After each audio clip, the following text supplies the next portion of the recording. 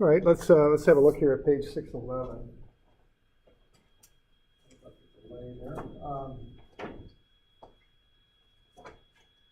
What we got going on there is just a shaft with some arms on it with masses. Okay, so we got a shaft with arms and masses on it.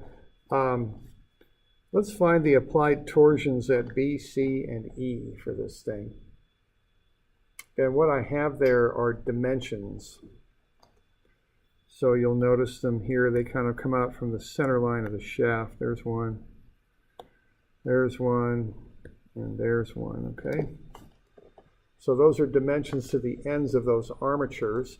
And what we have there are weights, okay?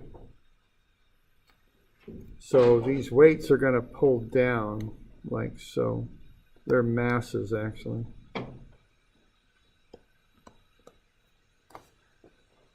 So let's find the torsions that those cause. Okay? And I just want to go over this because just to make it clear what torsion is. That torsion is the moment about the center of a long shaft or a long tube or something like that. So if we go ahead and calculate some of these things, what we want to look at here is a moment.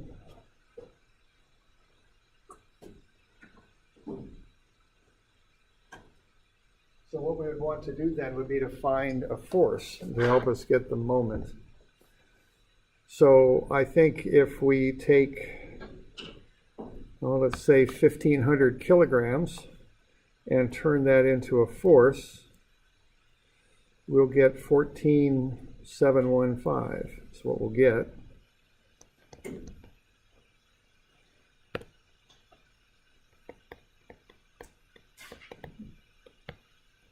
Okay. So that's the force associated with that mass. Now, if you look at the end of that shaft, what we're seeing is a round shaft with a bit of an extension on it, and then that's 14,715 newtons coming down. And then we've got the offset distance dimensioned there too. It's 50 centimeters, so 0.5 meters. Okay. So as you can see, that's going to cause that center of the shaft to twist. Okay, if that's a moment is what that is, but more particularly, it's a moment about the center of that shaft.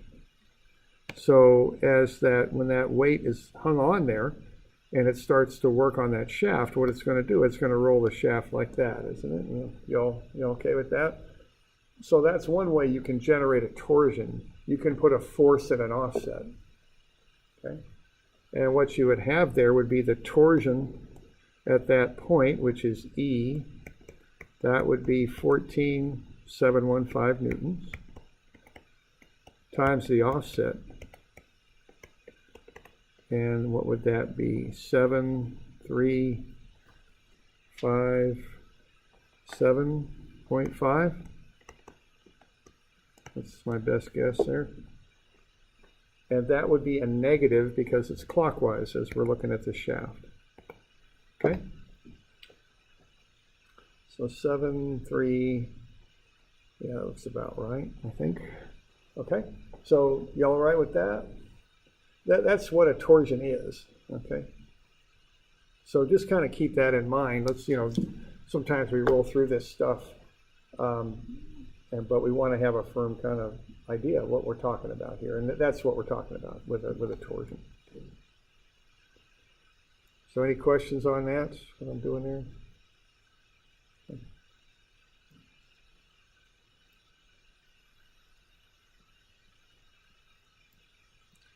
Whoops, that ran right.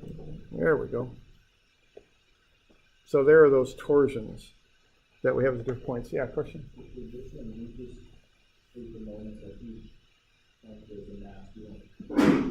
Yeah, this one is simple. I'm just saying what is the applied torsion at each place where that mass is. That's all I'm trying to say. I'm not trying to do anything more than that. I'm just trying to get you a simple kind of idea in your mind of what a torsion is. I'm not trying to add them up or sum them or do any of that stuff.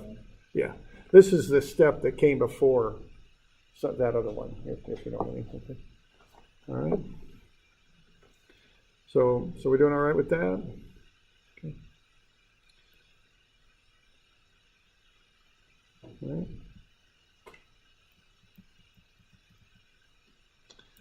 All right, let's look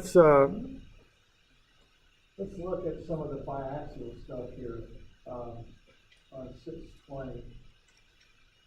So just as we had biaxial for pressure vessels or for anything really, we have it for torsion too. Now, torsion is kind of a funny deal in that it's all about shear, okay? So if we look at a little element there on the surface of that shaft, we would just have shears acting on it.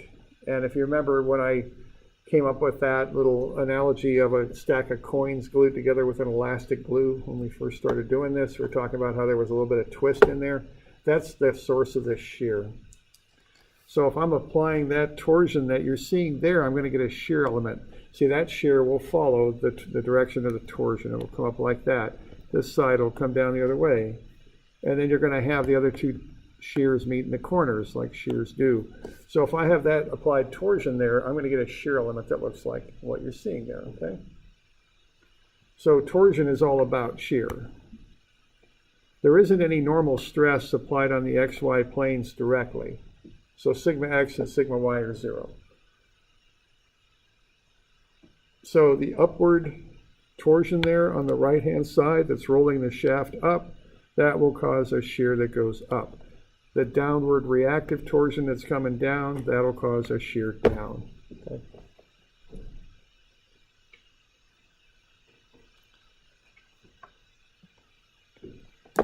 So those are the shears. All right, so now we've got a little biaxial element built, and it's somewhat simpler than what you often have because there's no normal stresses in the x and y directions. Sigma x and sigma y are 0. Okay. So if that's the case and we analyze the biaxial stuff, sigma x and y are 0, a whole lot of those biaxial terms go out, okay? For sigma x1 for equation 25, the first two terms go. You're only left with the last one, tau xy cosine 2 theta. And for equation 26, the first term goes because it zeroes out.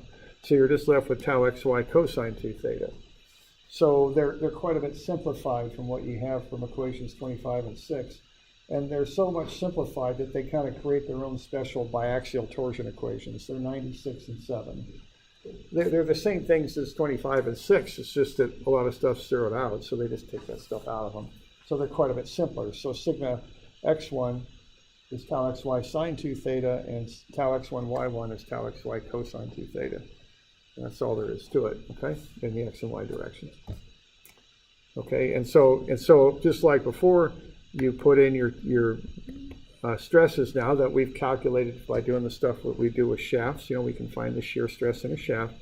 Then you plug in your angle, and then you can find the stress at any angle you want, okay? And again, if you fabricated a shaft by taking a thin plate and kind of wrapping it up like that and maybe welding it at the seams, you might well want to know what's happening on those seams, okay? So if you kind of superimpose an element here, look at that plane, I might want to know what is the normal stress going on there? What is the shear stress going on there? Okay, what's happening? How strong do I have to make that weld? Okay? So there's an example of why you might be interested in this. All right. All right. Now, so those formulas will get you the stress at any angle that you might be interested in. You can also find the maximums. Okay. The maximums occur when the trig function equals 1, because sine and cosine both maximize at 1. Cosine 2 theta maximizes at 1 when theta is 0. Okay. It also maximizes when theta is 90, because 2 times 90 is 180. Okay. And that'll get you a cosine of actually -1. Okay. So what's going to happen here is we're going to have two maximum shear stresses. They're at 0 degrees and 90 degrees is where they're at. They have opposite sign. So the maximum shear stresses are right on the XY planes, like so.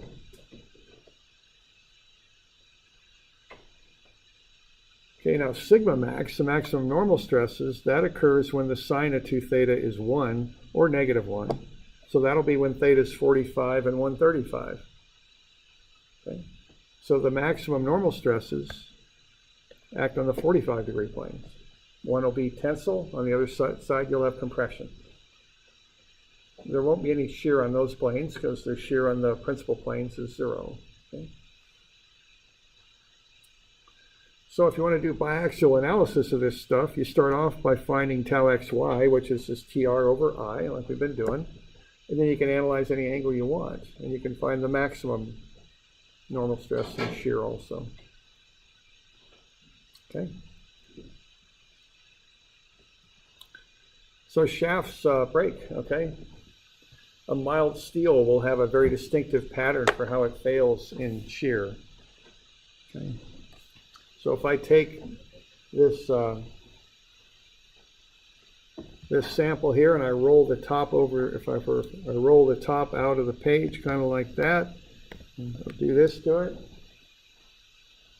See what's going to happen. Okay. Now I'm using clay here, but that's a good model in a crude way for mild steel. Mild steel doesn't have much carbon in it, so it slides a lot. Okay? It fails in shear is what it does. So if I take a mild steel and just start twisting it, it's not going to be rocket science, right? It just twists off like that, right? Okay, that's all it does. But but what kind of failure is that? What's the failure mode? Is it shear or tension or compression? It's shear, yeah. I just rolled right over, right? I mean, it's not, like I say, it's not rocket science there. Okay, it just kind of, this side rolled that away and this side rolled back, and it couldn't hold, and it just slid. Okay. That's just a lot like those coins with elastic glue I was talking about there, except the glue failed, it didn't hold. All right. You all with me there? Okay. Now, how about if you make a shaft out of a brittle granular type material? I don't know if you'd make a torsion shaft out of a pretzel or not. I don't know, maybe you could, but maybe cast iron might be a little bit more realistic. Of course, I'm doing this in class for those of you that aren't here. So I need stuff I can break, and I can't break cast iron in my hands, obviously. I need a big machine to do that, so I'll use a pretzel. Actually, sometimes I brought pretzels. I didn't today. I've got styrofoam today. But let's say I'm going to roll this, and let's see how this is going to fail. Now, this is a brittle granular material. Now, what's the failure mode for that, for a brittle granular material, do you suppose? Like concrete or cast iron? It shatters, yeah. What type of stress doesn't it deal well with it? It's tension, yeah. You can see, because of those grains, they don't lap. Okay, it's things that are long and lap a lot. They got good tensile strength, but little round or grains, like grains of sand or something like that, they don't lap very well, and so they don't get much tensile strength. Okay, so if I roll this thing over, and I can't remember how I do this. Darn it! Oh, look at that. That's interesting. Okay, let's see if I can get this right. I'm going to roll this one over the top. I'm going to go like that. Okay, so that right side, I'm going to roll it over the top. And I always get so confused on what your right is and what my right is and all that. So I think I'm going to do that. And then this side's going to come back. All right. So let's put a big element in here. I'll just oversize the element. See, the shears will look like that, right? Okay with that? Because this torsion's up. That gets me an upward shear. That torsion's down, that gets me a downward shear. The other shears meet in the corners.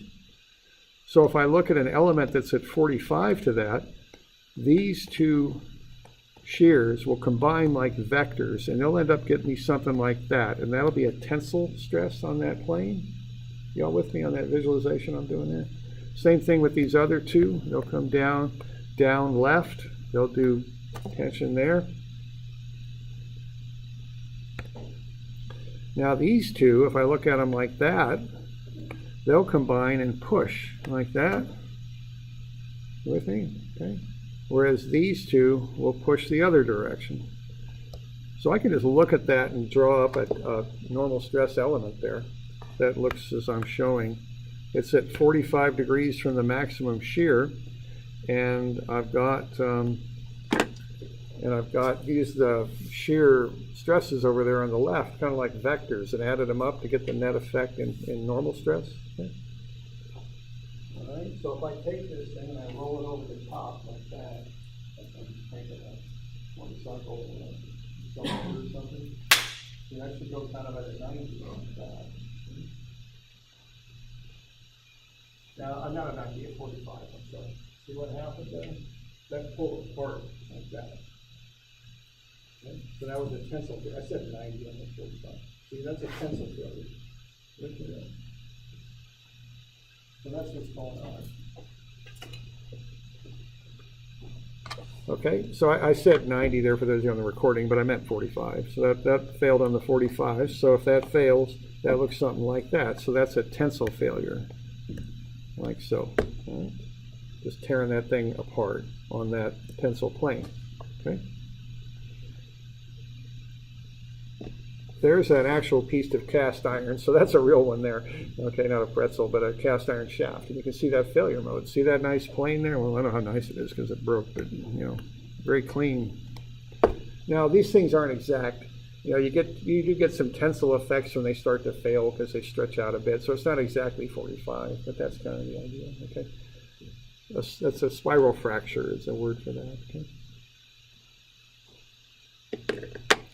How about a thin-walled hollow tube? What is a thin-walled tube? What's it not very good at? Yeah, it doesn't handle compression too good, right? Because it buckles is what it does, okay? So again, I get all mixed up looking at that slide, but we got torsions kind of going on like that. So again, I can get this drawn, shear down on account of that torsion, shear up, meeting the corners. Okay, then I can draw an element for normal stress. The maximum normals occur at 45s. So that would be an element like that. Combine these two here, they'll pull. Those two will pull back the other direction.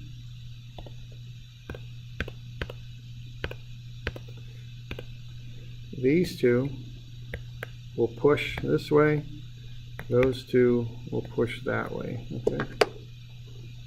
So we take that thin-walled tube and I just apply torsion to it. And I would expect that buckling to happen. See what's happening there? You got that compression going that way, and that's how it buckles.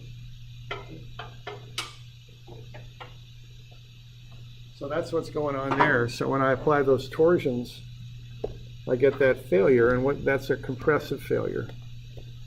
Pushing in like that. Okay.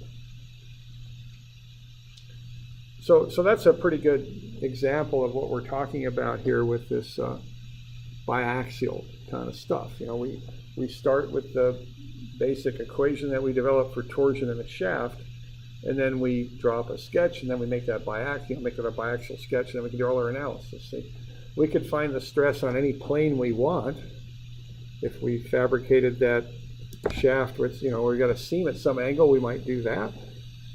We can also find the maximum stresses that would occur and might fail that shaft. Okay, and it's all about that biaxial theory to figure out how it would fail and what angle and all that. You good with that? All right, let's look at an example of running the numbers on there. On page 630 on that. So let's do some biaxial stuff with this shaft, okay?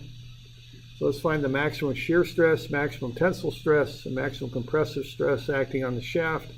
Show them on a sketch. In addition, let's find the shear stresses and normal stresses acting on an element oriented as shown. Okay. So what do I got there? I've got an 8-inch shaft, so I always want to find that moment of inertia, pi over 2 r to the 4. 5 kip feet. Now I got to be a little careful here. That's 5,000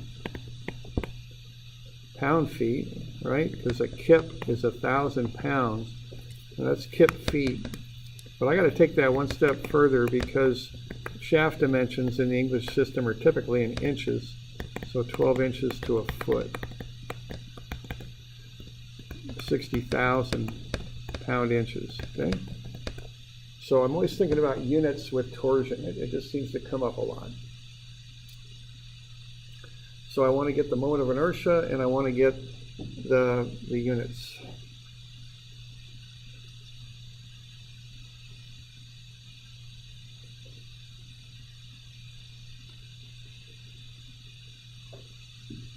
Okay. So once I got that, I can go ahead and find the shear, and then I can, I've got the torsion, I can find the shear, and I can do the biaxial stuff, all right? So I just find TR over I, 60,000 pound-inches times 4 inches. That's the radius divided by I, and that gets me the maximum shear. That's the shear that acts on the X and Y planes, 597. Okay. I'm just running the numbers, TR over I. Now, if we got a little bit of an element here, I show it right there. If you draw those shears, what would the shears look like on that element once you draw those up?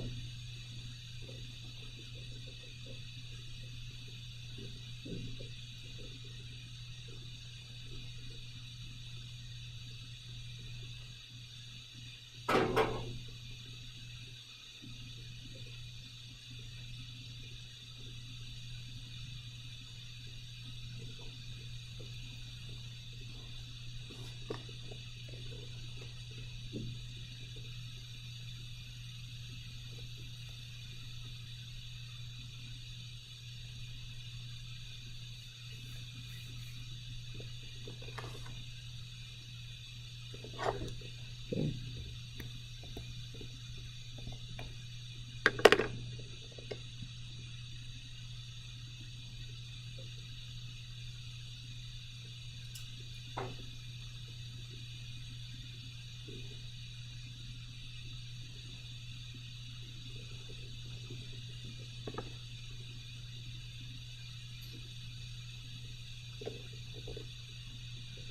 All right, so nothing much on this, right? You just look at direction, okay? So I look at the direction of the torsion there, and what I want to do is relate it to the shears. So if I put that little element right there, see this torsion comes up, that gets me an upward shear. That torsion's rolling down, that gets me a downward shear. And then the other two meet in the corners, and that's really all there is to it. And then the shear is what we calculated, is 597. Okay? I'm just looking at it, and I draw that up. So we good with that? Okay. All right, so now I've got the maximum shear stresses drawn on that thing. So what do the maximum normal stresses look like on this thing now? Which way are they pointing? No, do I have that? Okay. Which way are they going? So why don't you look at that little element below, and why don't you sketch up the maximum normal stresses?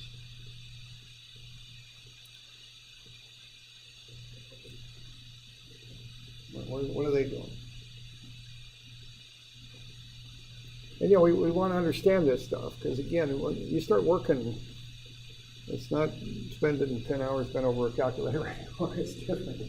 You got to look at it, go, okay, I got to watch out for this. This might break this way. Okay, that's why I'm going over this. See, it's different, and I want you to visualize this. Okay, it's important.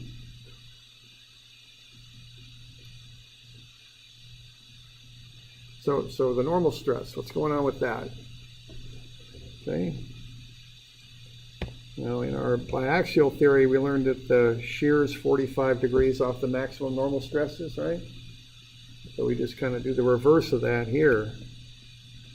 The maximum normals are going to be at 45s because the maximum shears are at 90. So I know that. That's just basic biaxial.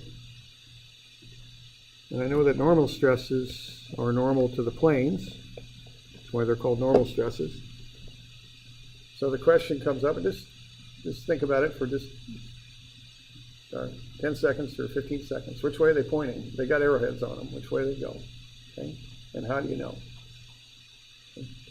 And there's actually two ways you can figure it out. Well, you can calculate it if you like, but I'd like you to just be able to look at it and tell. Okay?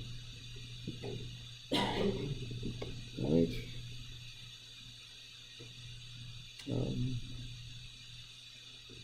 All right, so I look at those shears. That's how I tell. And I think of them as being like vectors. And I remember what I did with resultants. That's kind of how I look at it. So, and I'm always struggling for a good way to draw this, but why don't I just take those two and go like that? I'm taking these two. What's the resultant of those two? Would it be like that? At 45, if they're equal? You all with me there? That's how you visualize this. See, that's going to go up like that.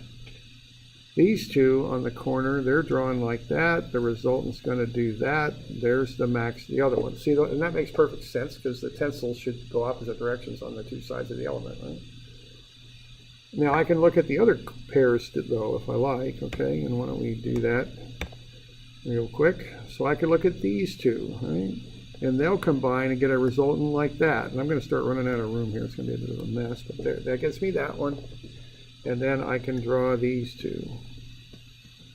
Get a resultant, and it's doing that. Okay? So there's my element. Y'all good with that? Okay.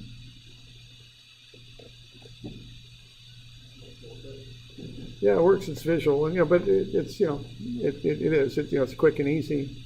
But it's more than a trick. It is actually that's actually what's going on too. So it's a nice way to look at it. So that's how that would go. All right. Now the maximum normal stress then occurs at the 45 on the 45. See, so you could actually calculate this out if you wanted, okay? Because you know that tau max is 597. That's tau xy is what that is. And I've got this all written down for you on formula 98, where tau max is the same thing as sigma max, and it's tau xy, and it's tr over I. It's formula 98. I mean, they all equal each other, okay?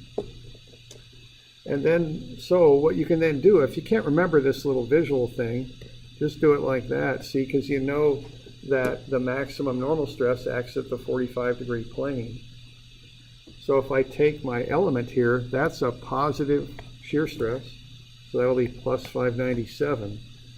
On the 45-degree plane then, I double it for my formula there, tau xy sine 2 theta, it'll be 90 then. Sine of 90 is 1, so the positive normal stress acts on the 45-degree plane.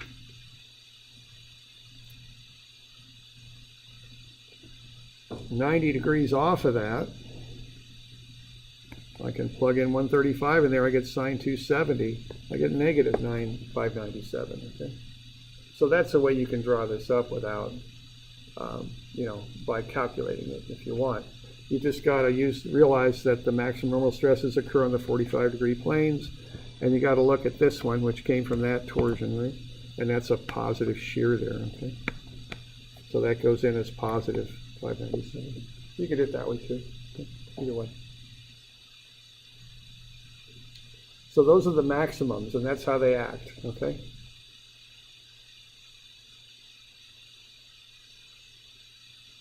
Okay, the shear stresses on those planes are 0 because with our biaxial stuff, the shear on the principal normal stresses is 0 on those planes. All right.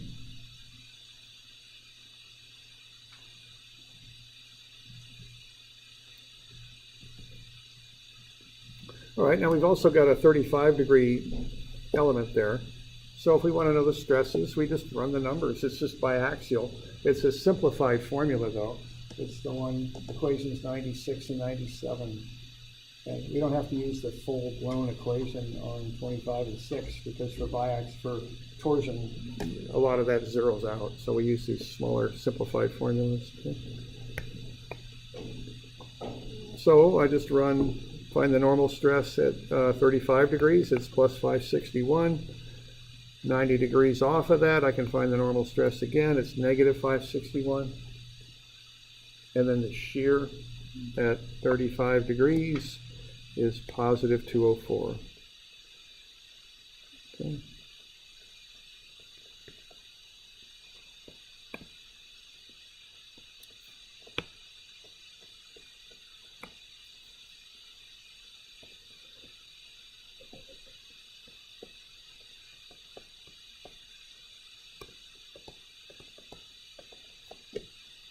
So at a 35-degree plane, we can now draw that stuff up. It's just another little biaxial deal. So at 35 degrees, the normal stress is positive 561. Okay.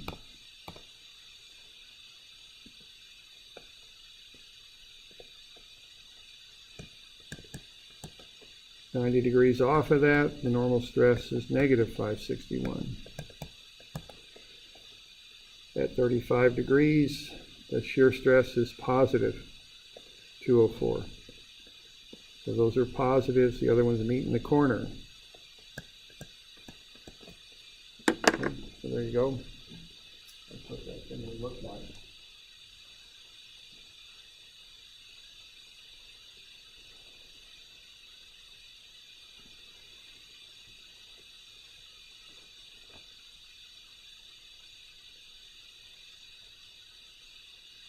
You doing all right on that?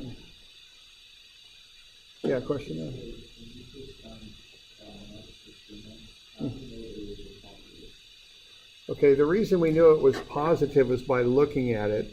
We started with this, so the question is, how do we know that tau max was positive? That torsion is rolling that side of the shaft up.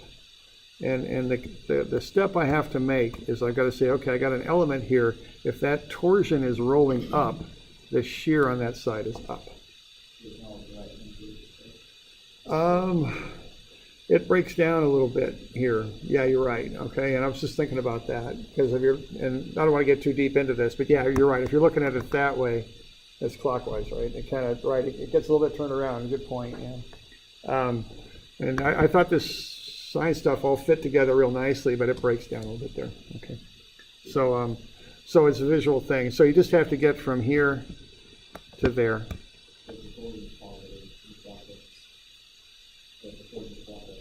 Yeah, I know. If the torsion's clockwise, the shear is positive, unfortunately, right? It breaks down a little bit. Okay. But I don't really think in those terms. I just draw it, you know, make the directions match. And of course, you got the reactive torsion doing that, so that one comes down. And those are positive shears on the XY plane. Okay. On the X plane, I should say. Okay. All right. You doing all right with that?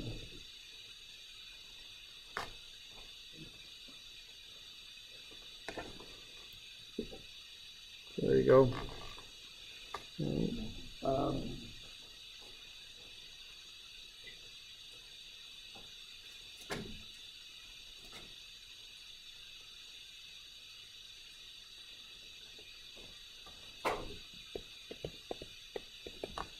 Why don't we do a few of these? So 272, that's one of those with multiple torsions on it, and then let's do a couple biaxial ones. 281 and 282.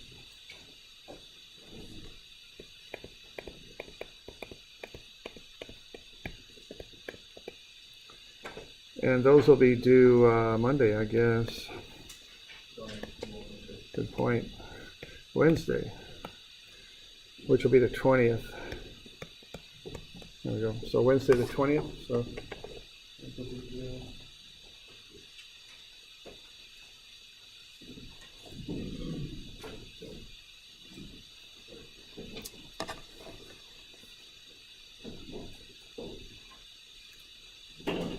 all right.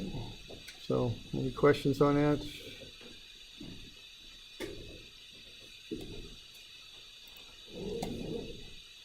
All right. So we'll call it good.